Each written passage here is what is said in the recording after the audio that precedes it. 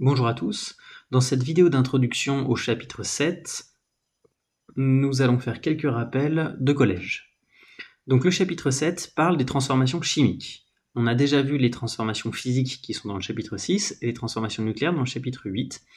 Les transformations chimiques ont pour particularité d'avoir des espèces chimiques différentes, c'est-à-dire que les espèces chimiques qu'on a à l'état initial sont différentes des espèces chimiques qu'on a à l'état final.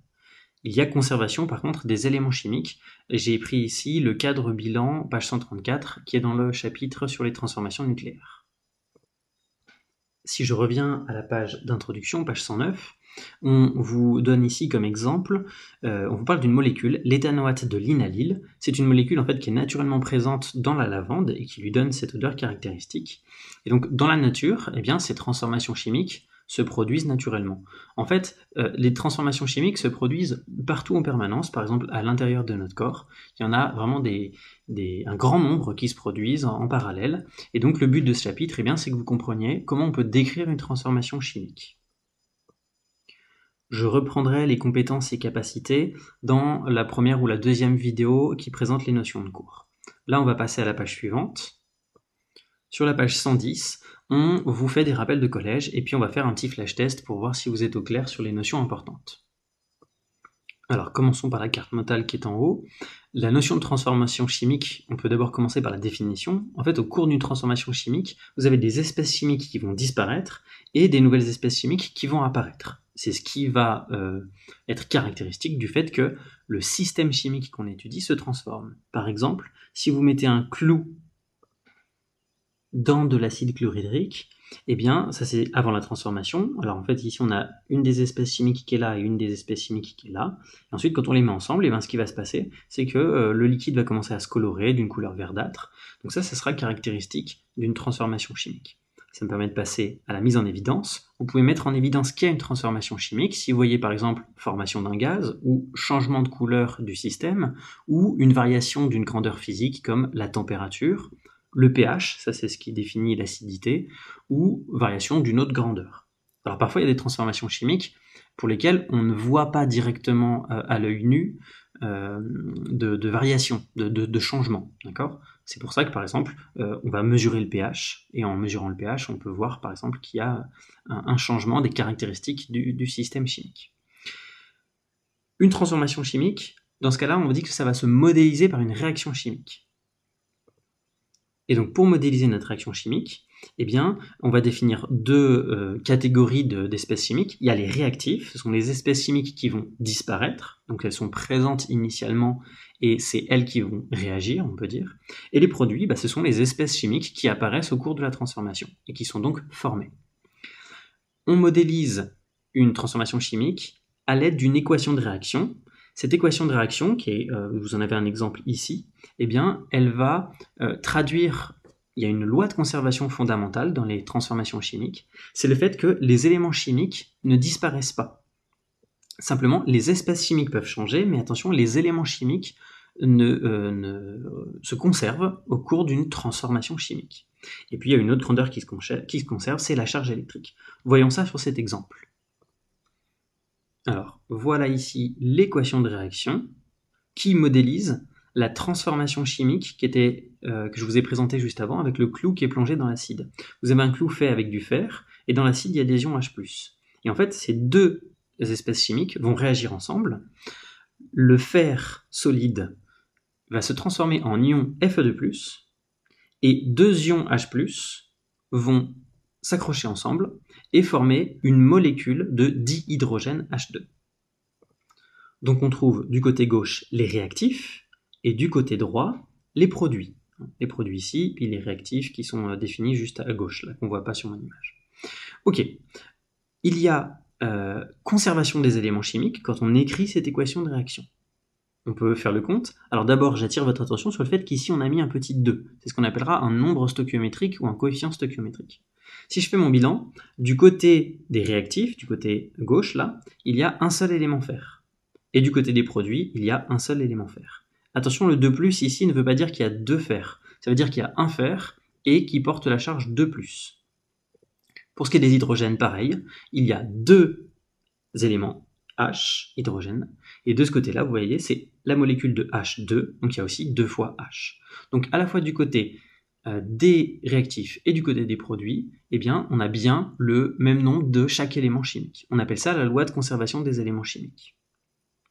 Et l'autre grandeur qui est conservée, c'est la charge électrique. Donc par exemple, ici j'ai quelque chose de neutre, et ici j'ai un ion chargé une fois plus, mais avec ce nombre qui est devant, il y en a 2. Donc j'ai 2 charges positives, 2 plus. Et du côté des produits, vous voyez, ça c'est neutre, donc la charge c'est 0, et ici j'ai un ion qui porte une charge de plus, donc j'ai aussi 2 charges positives. Donc il y a autant de charges du côté des réactifs que des produits, il y a bien conservation de la charge électrique. Ouais, on réévoquera ça dans la vidéo de cours après. Ensuite, dans la partie réactiver ses connaissances, on évoque une transformation chimique qui est la combustion du méthane dans le dioxygène et qui peut être modélisée comme ceci. On nous demande d'écrire les formules chimiques des réactifs et des produits et ensuite d'écrire l'équation de la réaction à l'aide des données. Alors, voici les réactifs qui sont de ce côté-là. D'abord, j'ai le méthane qui est ici et on me demande sa formule chimique. Donc il y a un atome de carbone et puis 1, 2, 3, 4 atomes d'hydrogène. Donc c'est CH4, sa formule chimique. Et puis le dioxygène, il y a 2 atomes d'oxygène côte à côte, CO2. Donc là j'ai la formule chimique des 2 réactifs. Ici, ce sont des molécules, et en fait, ces molécules peuvent réagir ensemble, et donc les liaisons, par exemple la liaison qui lie le carbone et l'hydrogène, ou la liaison double qui lie les 2 oxygènes ici, eh bien ces liaisons vont se casser, et donc cette flèche va symboliser le fait que ça va se transformer, et voilà ce que j'obtiens ensuite après transformation. Donc là ici j'ai les produits à droite, et je peux donner les formules chimiques de mes produits. Alors pour celle-ci, je vois un carbone, donc c'est du C, et 2 oxygènes côte à côte, donc c'est du CO2. Et puis ici, j'ai un oxygène et 2 hydrogènes en blanc, donc c'est du H2O. Si vous vous rappelez ce qu'on a vu sur les molécules, là on avait des liaisons doubles, là on a des liaisons simples. Donc ce qui s'est passé au cours de cette transformation chimique, eh bien, c'est que les liaisons qui liaient des atomes de carbone aux hydrogènes se sont cassées et ça s'est réarrangé de façon différente. Okay ? Alors, quand on dessine les choses comme ça, on comprend tout à fait la loi de conservation des éléments chimiques. Parce qu'en fait, la loi de conservation des éléments chimiques me dit quoi? Ça me dit que si j'ai un élément carbone, ici la boule noire, bah forcément, de ce côté-là, je dois avoir une boule noire, un élément carbone. Que si j'ai 4 éléments oxygène, ici, 4 atomes d'oxygène, bah j'en ai forcément 1, 2, 3 et 4 du côté des produits. C'est-à-dire que les éléments ne disparaissent pas. C'est en lien, bien sûr, avec la loi de Lavoisier, qui est en fait cette loi de conservation, énoncée différemment, rien ne se perd, rien ne se crée, mais tout se transforme. Et c'est la même chose pour l'hydrogène, j'avais 4 hydrogènes ici, j'en ai 1, 2, 3, 4 ici. Donc si on me demande maintenant d'écrire l'équation de la réaction, eh bien ce qu'on peut écrire en dessous, c'est qu'on a du CH4, le méthane, qui réagit avec du dioxygène O2, la flèche qui représente la transformation, qui va donner du CO2 et du H2O. Alors ce qui manque ici, ce sont le fait qu'il y a par exemple ici 2 fois H2O qui apparaît. En effet, à chaque fois qu'une molécule de méthane réagit avec 2 molécules de dioxygène, je forme 2 molécules d'eau. Alors pour symboliser ça, on écrit simplement ici un 2. On appellera ça un nombre stoichiométrique. J'ai un CO2, donc je ne mets rien ici. J'ai 2 H2O, donc je mets un 2. Et même chose du côté des réactifs, j'avais une molécule de méthane, donc là je ne mets rien, ce qui veut dire 1. Et j'avais 2 molécules de dioxygène, donc je mets un 2 ici. Voilà, j'ai écrit l'équation de la réaction qui modélise cette transformation chimique de combustion. Ça, c'est des choses que vous avez déjà vues au collège. On finit par le petit flash test. Retenez bien qu'au cours d'une transformation chimique, les réactifs, alors non, ce n'est pas les réactifs qui apparaissent, ce sont les produits qui apparaissent et les réactifs qui disparaissent. Au cours d'une transformation chimique, les éléments chimiques sont modifiés? Non, on a dit qu'ils étaient conservés, donc c'est la B, les éléments chimiques sont conservés, et la charge électrique est aussi conservée. Ce sera les 2 lois de conservation des transformations chimiques. Pour la question 3, soit la réaction d'oxydation suivante, on voit bien que NO2 est bien un produit, puisqu'il est à gauche dans l'équation de transformation. NO et O2 sont des réactifs, car ils sont à gauche. Alors, tout à l'heure, j'avais dit à gauche, pardon, c'est à droite pour les produits, à gauche pour les réactifs. Et donc, celle-ci est fausse. Ok. NO n'est pas un produit, puisqu'il est à gauche. Et pour la 4, l'équation de la réaction entre NH3 et O2 s'écrit. Alors là, il faut faire le compte pour savoir laquelle est la bonne. Il faut s'assurer qu'il y a conservation des éléments. Si je prends la première, ici j'ai une fois l'élément N du côté des réactifs, une fois l'élément N du côté des produits. Ok, c'est bon. Un N, un N. L'élément hydrogène est présent 3 fois du côté des réactifs, mais il n'est présent que 2 fois du côté des produits. Donc là déjà il y a un problème, ça n'est pas celle-ci. Pour celle-là, ça n'est pas non plus la bonne, je vais rapidement. Le problème se pose pour l'oxygène. Vous voyez, du côté des réactifs, ici, il y a 2 oxygènes, alors qu'après la flèche, c'est-à-dire du côté des produits, il y en a 2 ici, et 3 là. Il y a un coefficient stoichiométrique de 3 fois 1 oxygène, donc 3O. Ce qui veut dire qu'au total, ça ferait 5O du côté des produits. Donc là, il n'y a pas conservation de l'élément oxygène. D'accord? Donc c'est pas la bonne non plus. La dernière, c'est la bonne. On peut vérifier ça rapidement. Du côté des réactifs, j'ai 4N. 4N. J'ai 4 fois 3. 4 fois 3, H. Donc 4 fois 3, ça fait 12H du côté des réactifs. Et j'ai 5 fois 2, j'ai 10 oxygènes. Ok.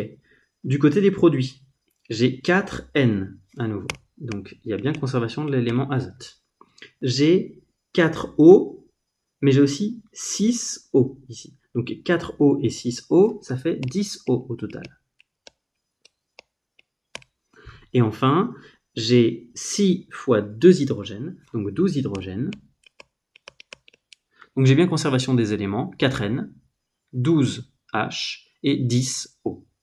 Ça, il y a bien, donc ça me prouve qu'il y a bien conservation des éléments. Attention, il faut que je vérifie qu'il y a conservation de la charge électrique aussi. Alors ici, tout ça, ça c'est neutre, et du côté des produits, c'est neutre et neutre. Donc globalement, j'ai quelque chose de neutre de chaque côté.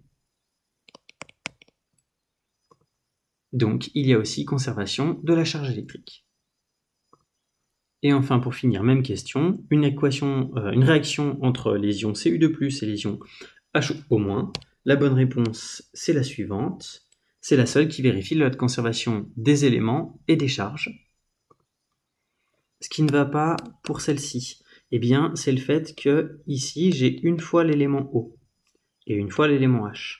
Alors que du côté des produits, vous voyez, il y a un petit 2 qui est là, et ce petit 2 est en facteur du O et du H. Ça veut dire qu'il y a OH 2 fois. Il faut apprendre cette notation. Et puis de ce côté-là, ce qui ne va pas, c'est l'élément cuivre. D'accord? Ici, vous avez, du côté des réactifs, 2 fois l'élément Cu, alors qu'après la flèche, du côté des produits, vous avez une seule fois l'élément Cu. Donc il n'y a pas conservation de l'élément cuivre. Là, vous pouvez vérifier que c'est bon. Donc vérifions la loi de conservation des éléments et des charges.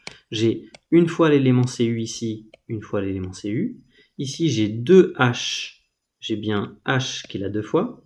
Pour l'oxygène, pareil, j'ai 2 fois oxygène et j'ai oxygène 2 fois. Okay. Donc, j'ai bien conservation de mes éléments. Et puis pour ce qui est des charges électriques, du côté des réactifs, j'ai 2 plus et j'ai 1 moins, mais fois 2. Donc 2 plus et 2 moins, ça fait quelque chose de neutre. Donc j'ai globalement quelque chose de neutre du côté des réactifs. Et regardez du côté des produits, je n'ai pas de charge ici, donc c'est aussi quelque chose de neutre. Donc il y a bien conservation des charges électriques. Voilà pour cette petite vidéo d'introduction au chapitre et des rappels de collège. Alors pour la suite, je vous renvoie vers les 2 vidéos d'expérience que j'ai déjà mis sur YouTube.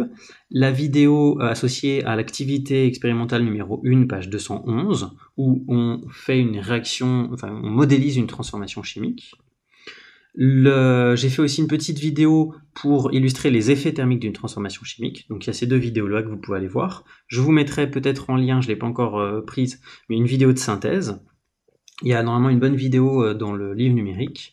Et puis, sinon, je vous invite à aller voir les 2 autres vidéos de cours que je vais faire, en plus des vidéos du livre numérique, d'accord, qui présentent les notions de cours importantes sur donc tout le vocabulaire sur les transformations chimiques. Donc ça va reprendre ce que j'ai déjà présenté dans cette vidéo, mais en plus de ça, on va aller un petit peu plus loin, notamment on verra les concepts de réactifs limitants, et puis pour aller plus loin par rapport à ce que vous avez vu au collège, eh bien on va évoquer plus précisément comment on fait la synthèse d'une espèce chimique, comment on fabrique une espèce chimique, ou bien une nouvelle, ou bien une qui existe dans la nature, mais qu'on arrive à synthétiser en laboratoire, avec notamment les techniques d'identification qu'utilisent les chimistes, comme la chromatographie sur couche mince.